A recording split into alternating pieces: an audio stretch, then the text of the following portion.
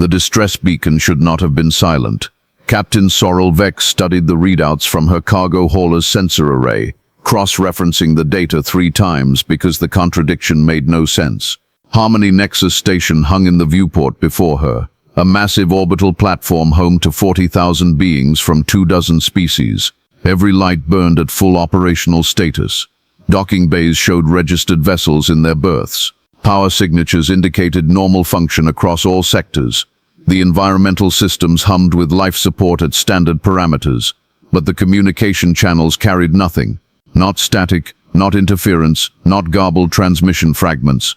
Pure, absolute silence. Vex had hauled freight through contested zones, through ion storms that shredded equipment, through dead systems where stations had been dark for centuries. She knew the spectrum of ways things could fail. This matched none of them. She opened a tight beam transmission to the Galactic Coordination Institute's emergency frequency. This is Independent Hauler Wandering Echo. Registration Tango 79 Victor Kappa. I'm at Harmony Nexus. Coordinates logged. Station appears operational but is completely non-responsive across all bands. Requesting guidance before approach. The reply came within 90 seconds, faster than protocol typically allowed. A woman's voice, calm and measured, with an accent Vex couldn't quite place. Captain Vex, this is Director Amara Okonkwo, GCI Signal Integrity Division. Maintain your current position. Do not approach the station. Do not attempt to dock. We're dispatching a response team to your location. Estimated arrival 4 hours. Director, the station has 40,000 people. If there's a medical emergency. Captain. The voice remained calm, but something beneath it made Vex's hands still over the controls. We're aware of the situation. The best thing you can do for those people is wait for the specialists. Can you do that?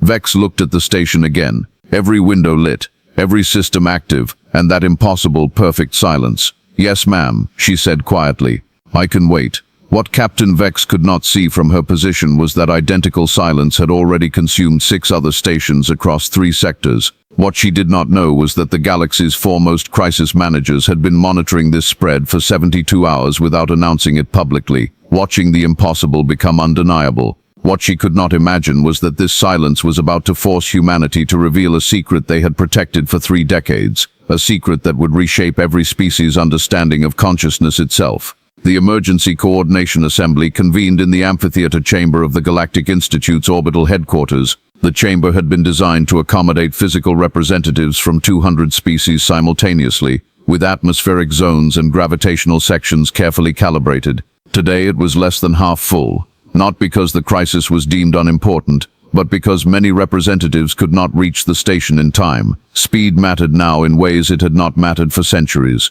Ambassador Mediator Pax spoke from the central platform, his form a shimmering collective of 5 separate entities sharing thought space. The neutral collective served as institutional coordinators precisely because they existed as network consciousness, immune to individual bias, capable of processing multiple priority streams simultaneously.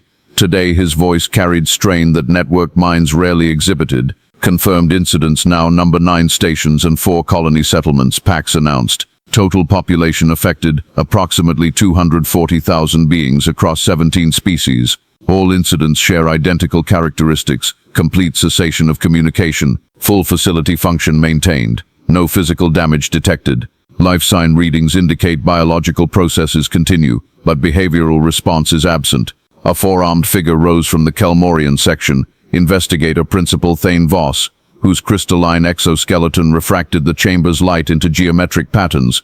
His voice resonated with the harmonic precision his species used to convey absolute certainty. Behavioral response absent is insufficient terminology. The correct description is consciousness absence. I have reviewed the preliminary medical scans from the first 2 incidents. Neural activity continues, but pattern coherence has collapsed. These beings are not asleep. They are not comatose. Their minds have experienced complete decoherence at the quantum level. Silence followed, not the empty silence affecting stations, but the heavy silence of beings confronting something their frameworks could not accommodate. A representative from the veiled choir species spoke, her telepathic resonance translated through the chamber's communication matrix. Senator Ixthara's presence always carried weight. Her species understood consciousness in ways most others could only theorize about. Quantum neural decoherence does not occur naturally. Consciousness maintains pattern integrity through mechanisms we have studied for millennia. What you describe requires external causation. This is weapon deployment or infectious agent. We have no evidence of either, Pax responded carefully. No energy signatures consistent with weapons. No biological or digital pathogens detected. Then you are not looking correctly. Ixthara's presence intensified. Consciousness does not simply cease maintaining coherence. Something is causing this, something deliberate. In the human delegation section, Director Amara Okonkwo sat with her hands folded, her expression composed in the way of someone who has practiced neutrality until it becomes instinctive. She had represented Earth's interests in crisis coordination for 12 years, earning respect through competence rather than charisma. Those who worked closely with her knew she possessed the rare ability to remain functionally calm when others defaulted to panic. Today she remained perfectly still, watching the debate unfold, saying nothing. Beside her, her deputy, a younger man named Marcus Chen, leaned close enough to whisper, "They're going to ask why we're not more concerned. Let them ask." Okonkwo replied, her voice barely audible. "The longer we wait, the more data we have to support the explanation. Amara, there are 240,000 people frozen in their own minds. I'm aware, Marcus." Her expression didn't change, but her hands tightened almost imperceptibly. "And if we reveal protocol too early, before we understand the cascade pattern, we risk losing the trust we'll need to implement response at scale." Ambassador Mediator Pax's voice rose above the growing cacophony of debate. "Investigator Voss will lead a multi-species task force to analyze affected sites directly. All species with advanced neurology research capacity are requested to contribute specialists. We need to understand causation before we can develop countermeasures." Investigator Voss stood again, his crystalline form catching light. "I will require full cooperation, full data sharing. This is not political negotiation. This is existential problem solving. Any species withholding relevant information endangers the entire investigation." His gaze swept the chamber and paused, just fractionally on the human delegation.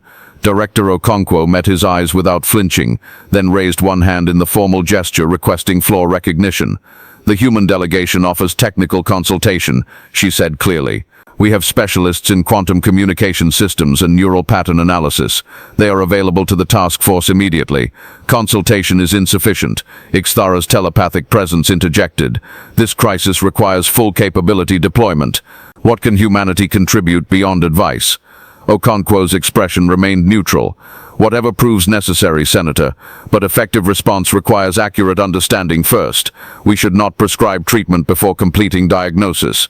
It was a perfectly reasonable statement.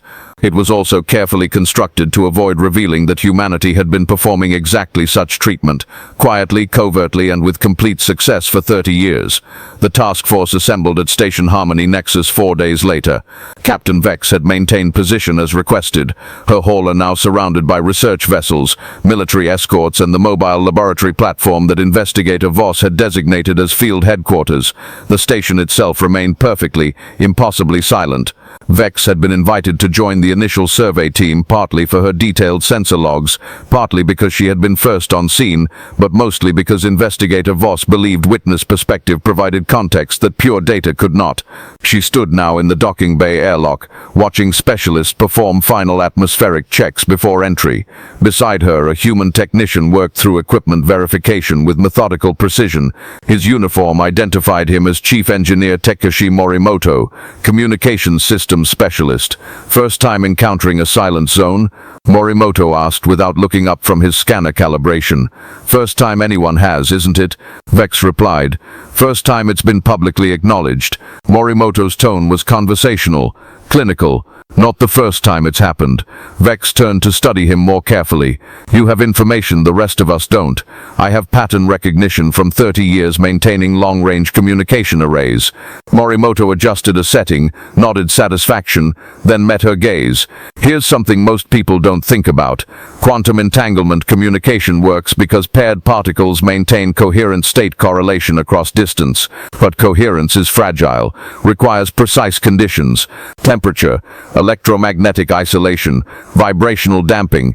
Introduce too much environmental noise, and the entangled state collapses. Not damaged, not interrupted, just stops being entangled. You're saying consciousness experiences quantum entanglement. I'm saying consciousness appears to maintain pattern coherence through mechanisms that behave mathematically similar to quantum systems.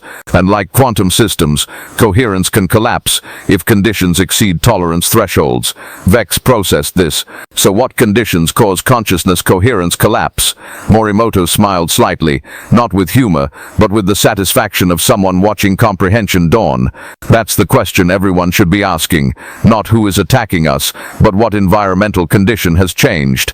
The airlock completed its cycle. The inner door opened onto Harmony Nexus Station's main concourse. 40,000 beings stood frozen in absolute stillness. The scene possessed a quality that made Vex's breath catch. Not horror exactly, but profound wrongness. Beings stood in conversational groups, their postures suggesting engagement, their mouths shaped around words they would never finish speaking. A Kelmorian merchant held a data tablet at reading angle, eyes focused on a screen still displaying information. 3 children from the driftborn species crouched around what appeared to be a game, pieces arranged mid-play, all of them breathing, all of them alive by every biological metric, all of them utterly completely absent. Investigator Voss moved through the concourse with careful precision, his scanner recording neural pattern data from subjects at regular intervals. His voice carried the professional detachment of someone who could not afford emotional response during data collection. Pattern variation within normal parameters for species type. Neural activity present across all measured subjects. But coherence correlation approaches zero. Each neural cluster fires independently without integration into unified experiential stream. He paused beside a young veiled choir individual frozen mid-gesture. For telepathic species, this should be impossible. Their consciousness exists partially in quantum field substrate. Even comatose individuals maintain minimal field presence. This subject registers zero field coherence. Senator Ixthara had insisted on participating in the survey despite the obvious emotional cost. Her telepathic presence manifested as visible distortion in the air around her form. She approached the frozen youth slowly, then reached out with one appendage, not to touch physically, but to attempt telepathic contact. The silence that met her attempt was apparently profound enough to cause physical recoil. Ixanthara stumbled backward, her presence fragmenting momentarily before recohering. "Gone," she whispered through the translation matrix. "Not sleeping, not blocked. The space where consciousness should exist contains nothing. This is not induced coma or neural suppression. This is consciousness absence at substrate level." Director Okonkwo had positioned herself near the concourse periphery, observing rather than participating directly in data collection. Engineer Morimoto had moved to her side, and they spoke in voices too low for others to hear clearly. Captain Vex, however, had developed the freight hauler's instinct for reading body language across species barriers. She watched the two humans exchange perhaps a dozen brief sentences, watched Okonkwo's nearly imperceptible nod, watched Morimoto move away with the purposeful stride of someone executing established protocol. Whatever they had discussed, it had been confirmation rather than decision. They had known this moment was coming. The investigation consumed 6 more days. Investigator Voss assembled data from 9 silent zones, cross-referencing patterns with increasing desperation as 3 more stations fell silent during the analysis period. The task force established temporary headquarters on one of the research vessels, and specialists worked in rotating shifts analyzing neurological scans, environmental conditions, communication logs from moments before silence onset, and every other variable they could measure. On the 7th day, Curator Mellet arrived from the Galactic Archives with information that reframed everything. Mellet belonged to the archival sphere species, beings whose culture had devoted itself to preservation and analysis of historical data across galactic timescales. They were elderly even by their species' extended standards, their memory specialized neural architecture containing personal recall of events spanning 4 centuries. They brought records that were far older. "There are gaps in galactic communication history," Mellet explained to the assembled task force, their voice carrying the careful precision of archivists who understand that words create reality. Periods where network connectivity shows complete cessation across multiple sectors simultaneously, lasting anywhere from weeks to decades. These gaps occur at irregular intervals, 8,000 years ago, 15,000 years ago, 23,000 years before present. Investigator Voss studied the data projections. These gaps coincide with periods of quantum communication proliferation proliferation. Each gap occurs shortly after civilizations achieve certain technological density in entanglement-based networks. Correct. And each gap is followed by cultural records describing the time when minds slept, or the silence that walked among us, or similar mythology. Melot gestured to translated texts from dozens of extinct civilizations. They describe it as natural disaster, as divine punishment, as plague. But the descriptions all match current observations. Beings alive but consciousness absent, requiring individual reawakening, some never recovering. How did previous civilizations respond? Director Okonkwo asked quietly. They didn't, in any organized fashion. The silence consumed too many critical specialists before solutions could be developed. Civilizations fragmented, networks collapsed, knowledge was lost, recovery took centuries. Melot's expression conveyed profound sorrow.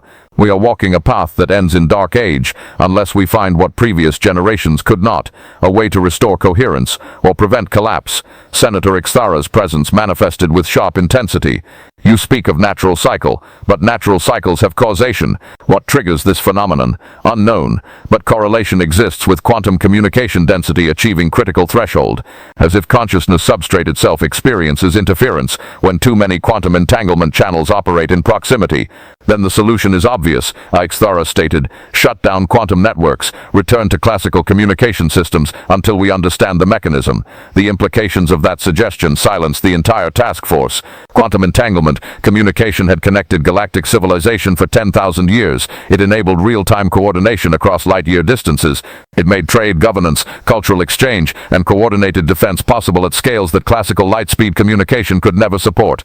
Shutting it down meant fragmenting into isolated systems, losing coordination that prevented conflicts, severing connections that defined modern existence. That cannot be primary option, Ambassador Mediator Pax said carefully. Civilization collapse is not acceptable solution to consciousness crisis. Then what is acceptable? Ixthara's presence intensified. We have lost 13 stations, 300,000 beings frozen. Projections show geometric spread, 40% of galactic population at risk within 60 days. What solution preserves both civilization and consciousness? No one answered immediately. Then Director Okonkwo stood. There is one option that has not yet been discussed. Every being in the chamber focused attention on her. Some consciousnesses are immune to coherence collapse, she said evenly. Analysis of all affected zones shows 0 human casualties, not reduced incidents, 0. Complete immunity across all cases. Investigator Voss's crystalline form shifted toward her with sharp intensity. You withheld this information for 7 days. I wanted confirmation before making claims, Okonkwo replied. But analysis is conclusive. Human neural architecture maintains coherence under conditions that cause collapse in all other measured species. Why? The question came from multiple beings simultaneously. Okonkwo met their gazes steadily. Because we're different in ways we did not choose and have struggled to understand ourselves. Human consciousness appears to maintain pattern coherence through mechanisms that are more distributed, more redundant, perhaps more chaotic than other species. We don't know if this is evolutionary adaptation, developmental variance, or consequence of our particular technological integration history. But the immunity is real. Senator Ixthara's presence radiated suspicion. Immunity suggests either natural resistance or engineered causation. Either humans evolved specifically to resist this phenomenon, which strains probability, or humans are causing it and protecting themselves. We are not causing this. Okonkwo's voice remained calm, but carried absolute conviction. We have been monitoring and researching this phenomenon for 3 decades, and I can state with complete certainty that we do not control or weaponize consciousness decoherence. Then why did you hide your immunity? Ixthara demanded. Why not inform the galaxy that humans possess resistance to cosmic threat? Because we also possess capability to restore coherence in affected individuals, Okonkwo said quietly. And we were terrified of what that knowledge would mean. Silence. Explain. Investigator Voss commanded. Director Okonkwo took a slow breath. What she was about to reveal would change everything humanity had worked to build over 5 decades of galactic integration. But the math was undeniable. 300,000 beings already lost, projections showing millions more at risk, and only one species capable of helping.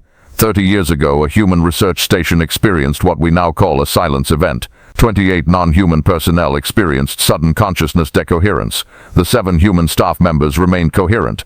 And over the course of 16 days through process we still don't fully understand, the human personnel were able to restore coherence to 14 of the affected individuals. She pulled up medical documentation, research files, carefully preserved data that humanity had kept classified for decades. We called it neural anchoring. Human consciousness appears capable of providing pattern stabilization for decoherent minds in proximity.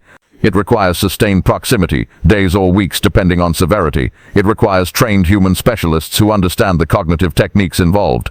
And it requires the affected individual's neural architecture to still possess minimum structural integrity.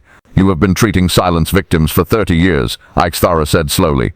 Secretly, without informing the galactic community that this threat existed, we identified 16 small-scale incidents over 3 decades, mining outposts, research stations, small settlements, never more than a few hundred affected individuals, and yes, we treated them covertly. Okonkwo's expression showed pain now, the careful neutrality cracking slightly. We did not know what was causing decoherence. We did not know if revealing our capability would make us targets or servants. We were afraid of becoming the galaxy's permanent caretakers of species dependence, of political exploitation, of being defined forever by this one difference rather than by our choices and character. So you let others suffer rather than risk your comfort, Ixthara accused. We treated everyone we found, Okonkwo replied, her voice hardening. We established monitoring networks to detect early incidents. We trained specialists and deployed them covertly to every affected site. We saved thousands of lives while trying to understand phenomenon that had destroyed civilizations before us. Yes, we kept it secret, and yes, that was partly self-interest. But we also prevented panic, prevented the exact political fragmentation that is beginning to occur right now, and bought time to research solutions. Investigator Voss had been processing the data Okonkwo had provided, his analytical mind racing through implications. How many trained specialists does humanity possess? 2,400 certified keepers, another 600 in training. Current affected population is 300,000. Geometric projection suggests 8 billion at risk within 60 days.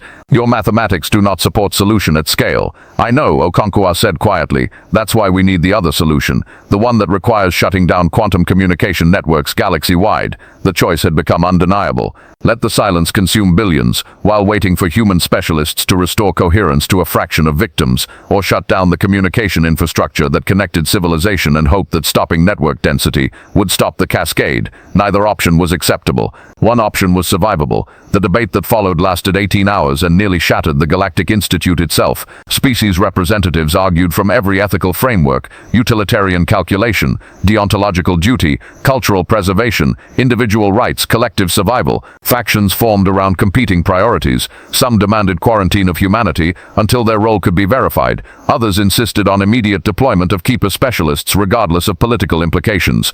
Ambassador Mediator Pax maintained coordination through sheer determined focus, his networked consciousness processing every argument thread simultaneously, looking for convergence points. It was Investigator Voss who finally forced decision. His homeworld had gone silent during the debate, 4 billion Kelmorians frozen mid-thought, his family among them. He stood before the assembly with crystalline form that no longer refracted light properly, stress patterns visible in the molecular structure itself.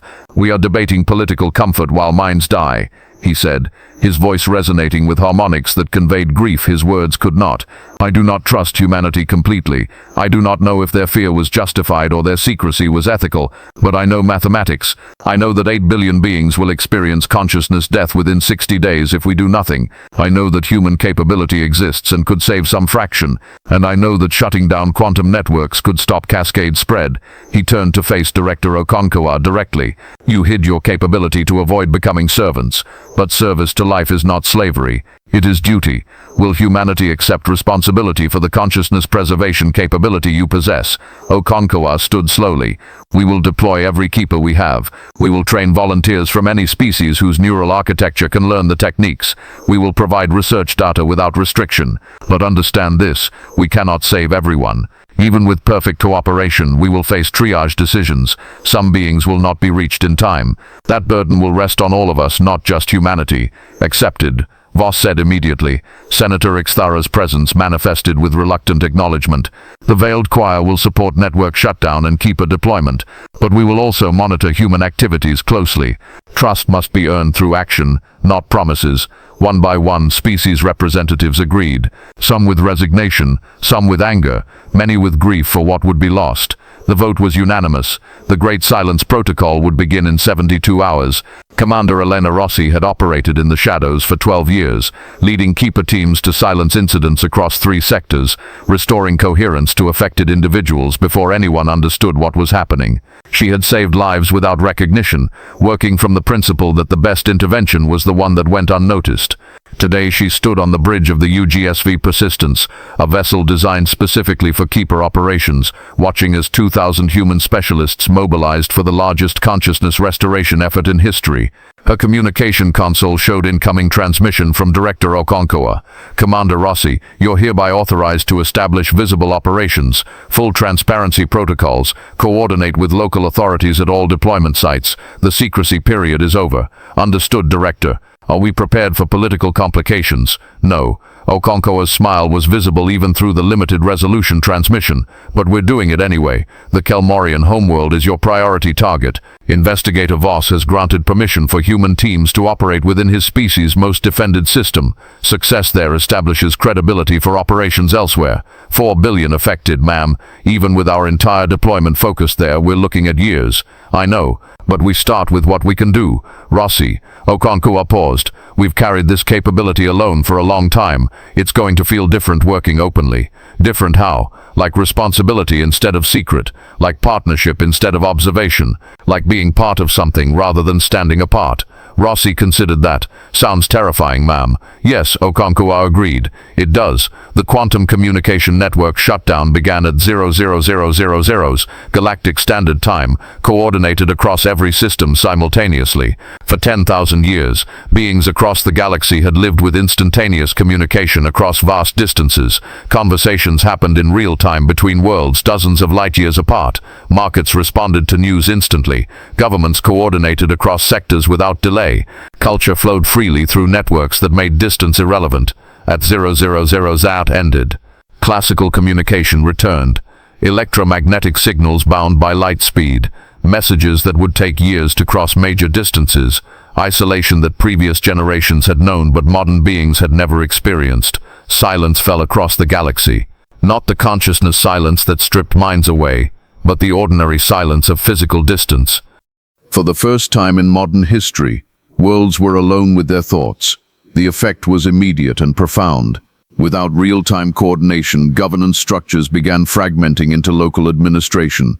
Without instant market data, trade networks simplified to regional exchange. Without cultural connectivity, communities turned inward toward preservation of local knowledge. Some species panicked, others adapted, most simply endured with quiet uncertainty about what had been lost and what might be built in its place. But the consciousness cascade stopped. 72 hours after shutdown, no new silent zones appeared. The spread had been halted at 13 affected stations and 18 affected worlds. 300,000 beings frozen, but no more falling. Human keeper teams deployed to every affected site.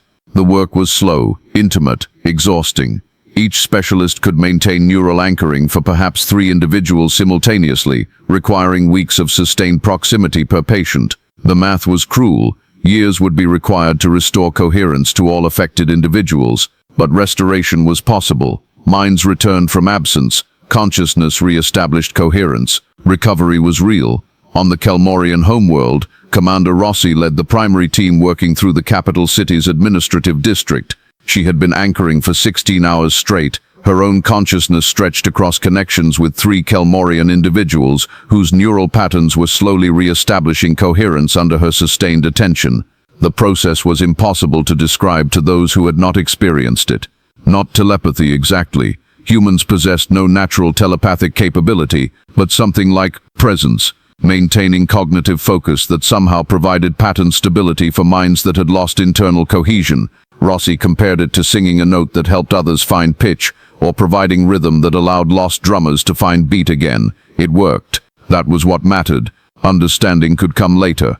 Investigator Voss observed the process in person, watching human specialists work with clinical precision, monitoring recovery data that showed genuine consciousness restoration. On the 17th day, one of Rossi's anchored patients, a senior Kelmorian administrator, opened their eyes with genuine awareness for the first time since the silence. Recognition dawned.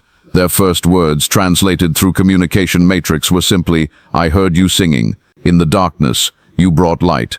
Vossi's crystalline structure refracted the observation chamber's light into patterns his species used to convey complex emotion, gratitude, grief, hope, shame at his earlier suspicion, respect for the burden these humans carried. He approached Rossi during her recovery period, when she sat exhausted in the team's rest area, her neural resources depleted from sustained anchoring. "Commander, your specialists have restored coherence to 470 individuals in 17 days. Projections suggest complete homeworld recovery within 4 years. That's longer than anyone wants, investigator. It is survival," Voss replied simply. "For beings who would otherwise be lost forever, my species owes humanity a debt that cannot be calculated." Rossi shook her head slowly. "No debt. We're doing what anyone would do if they had capability. But you are the ones who have capability, and you are the ones who chose to help rather than exploit that difference." Voss extended one of his forearms in the Kelmorian gesture of profound respect. "Director Okonkwo said you feared becoming servants, but what you are becoming is something more important. You are becoming guardians of consciousness itself. That is not servitude, that is sacred calling." Months became a year became 2. Classical communication networks developed into something different from what had existed before,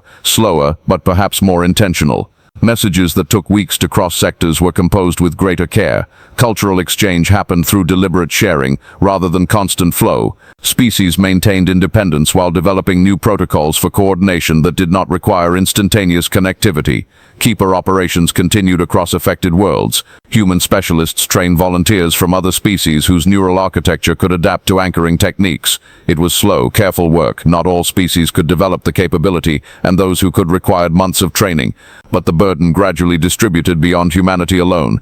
Recovery statistics reached 50% of affected individuals, then 60%, then 75%. Some could not be restored. Their neural architecture had sustained too much degradation during extended decoherence.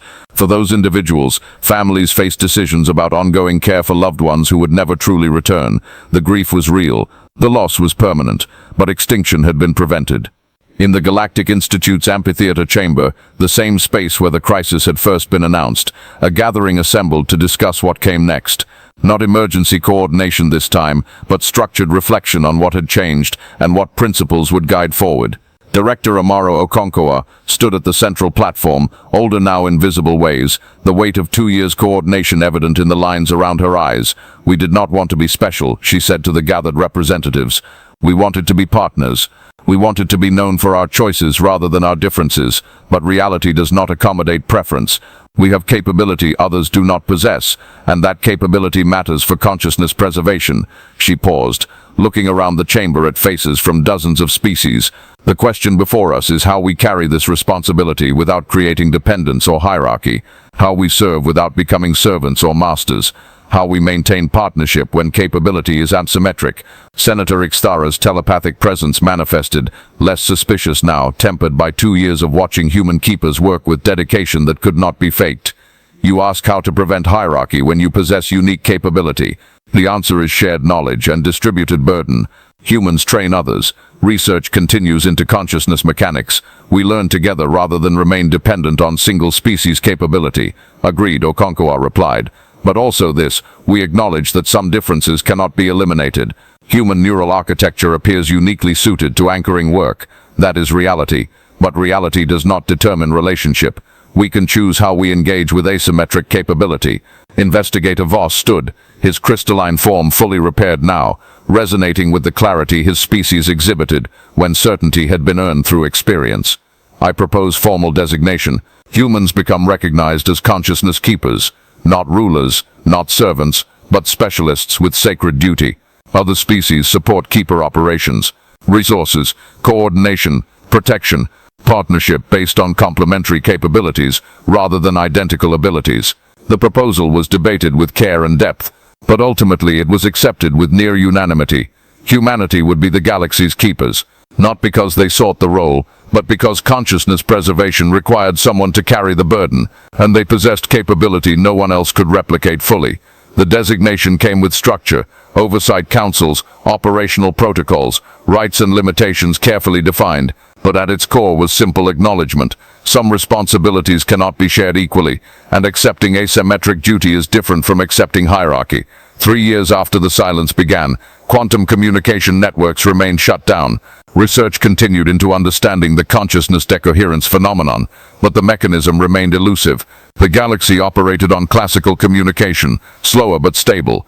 91% of affected individuals had been restored to consciousness coherence. Keeper training programs operated across 17 species.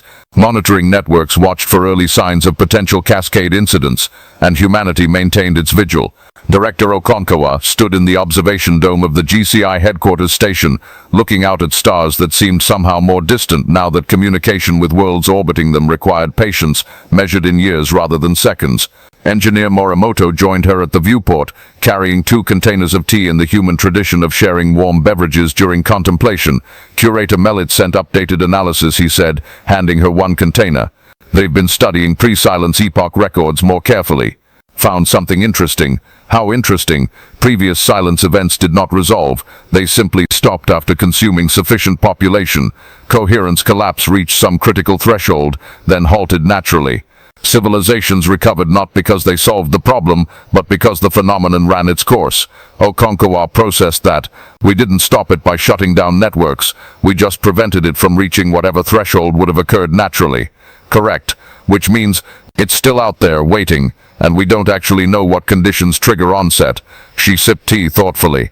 So we're monitoring for a phenomenon we don't understand, protecting against a cosmic condition we can't control, maintaining consciousness for civilizations that remain vulnerable. Yes, Morimoto agreed, indefinitely. They stood in silence for a moment.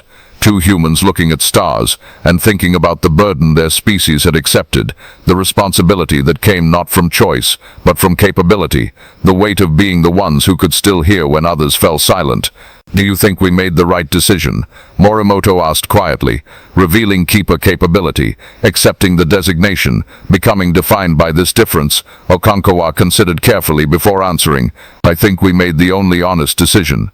We could have continued hiding, let more beings be lost, preserved our preferred narrative about partnership and equality, but we would have known. We would have carried the weight of those we did not help, because helping revealed what we wanted to keep hidden. Better to be honest guardians than secret observers. Better to be uncomfortable with truth than comfortable with deception. She smiled slightly, though I do miss the days when our biggest challenge was convincing others to take us seriously during bureaucratic debates. We're taken seriously now. Yes, terrifyingly so. Far beyond the galactic rim, in spaces between stars where light itself travels for millennia before encountering matter, the phenomenon that humans called consciousness decoherence existed in forms no organic mind could perceive directly. It was not malevolent. Intention requires consciousness, and this was substrate condition, not entity. It was not alive. Life requires maintenance of pattern against entropy, and this was entropy's expression at scales where pattern itself became probabilistic. It simply was, spreading when certain conditions aligned, retreating when those conditions changed, operating according to principles that connected quantum field dynamics, consciousness emergence, and cosmic background processes in ways no galactic civilization had yet mapped. It would return, perhaps in decades, perhaps in millennia. When quantum communication density reached critical threshold again, or when some other cosmic variable shifted into resonance with consciousness substrate itself, and when it returned, humanity would be watching. Keeper training continued. Monitoring networks remained active. Research pressed forward into consciousness mechanics that might someday yield understanding sufficient for true prevention, rather than emergency response. The galaxy had learned that silence was not absence of sound, but absence of mind. That consciousness was more fragile than civilizations had believed, that vulnerability was universal, but capability to respond was not, and humanity had learned that sometimes being different meant being responsible, that partnership could survive asymmetry if trust was maintained, and that the burden of unique capability was lighter when carried openly than when hidden in shadows. Years would pass. Generations would grow up knowing only classical communication, treating instant coordination as ancient history. The Great Silence would become mythology, story told to children about the time when minds slept and needed singing back to wakefulness.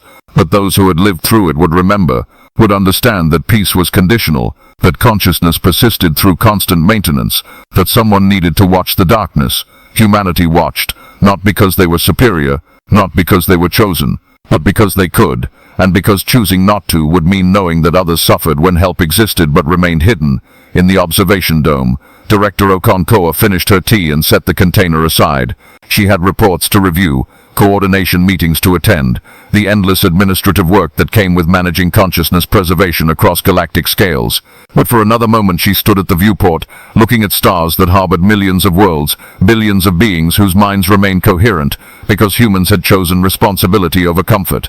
The silence had taught them, not the silence of communication gaps or distance barriers, but the deeper silence of consciousness absence, the terrible quiet when minds ceased maintaining pattern, when awareness dissolved into noise. That silence spoke louder than any words could. It said that consciousness was precious, that maintaining it required vigilance, that some differences mattered more than comfort, and humanity answered with the only response that honored both capability and duty. We will keep watch, for as long as necessary. In silence or in song, the stars shone on, indifferent to the dramas of organic minds, but the minds themselves, fragile, improbable, constantly fighting entropy to maintain coherent thought. Those minds persisted, because someone was listening, because the keepers never slept, because humanity had learned that the greatest strength was not power held but responsibility accepted. The silence that speaks is louder than any voice, and in the spaces between stars, between thoughts, between moments when consciousness might falter and fall, their humanity waited, anchored, and sang minds back into being. Not forever. Nothing lasts forever, but for now, for today. For every being who deserved the chance to think one more thought, feel one more feeling, exist one more moment in the improbable miracle of coherent awareness. That was enough. That was everything. If this story resonated with you, there are more mysteries waiting in the dark. Subscribe to witness what happens when humanity encounters what even the keepers cannot anchor. Next time, the Memory Fleet. When human colony ships discover they've been remembering a war that hasn't happened yet, the galaxy learns that time itself can fall silent.